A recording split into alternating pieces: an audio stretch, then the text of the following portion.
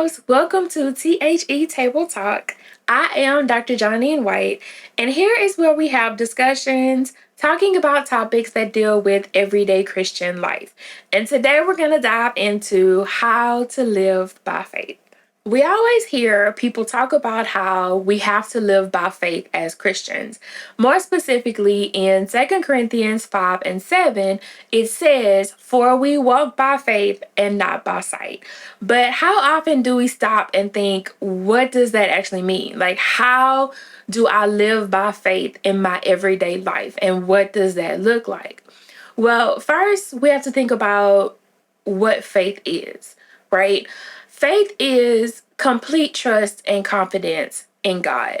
So when we live by faith, it means we're living by our full trust, our full confidence in God in every area of our life, not living by what we see, by what we feel, by what we experience, but living in a way where regardless of what we see or regardless of what we feel, we make a conscious decision to trust God. So one example I think that most of us can relate to is illness or sickness, whether it's us or whether it's a family member, right?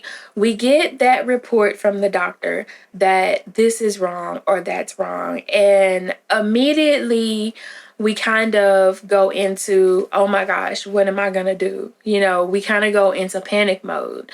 And that's completely normal. That's natural. As long as we're in this body, we're going to have emotions. We're going to feel the things that we go through. But to live by faith in that example means pushing past what we feel, pushing past what we think, pushing past that fear, and making that conscious decision. Lord, I am going to trust you. I am going to pray. I am going to give it to you and put it in your hands and trust that the outcome will be in my favor. That's what walking by faith means. Of course, you listen to the doctors, you follow the doctor's advice, but you drop that worry and you drop that fear, knowing that your life and your health is in God's hands. So that's an example of walking by faith and living by faith. Really pushing past our emotion and our feeling, our senses and what we see, and making that conscious decision. Lord, I am going to trust you no matter what. Is there another example that you can think of where, we're required to walk by faith and what that looks like? Be sure to drop that in the comments below. Though God never promised us an easy life, He did promise that He would be there with us every step of the way if we walk by faith.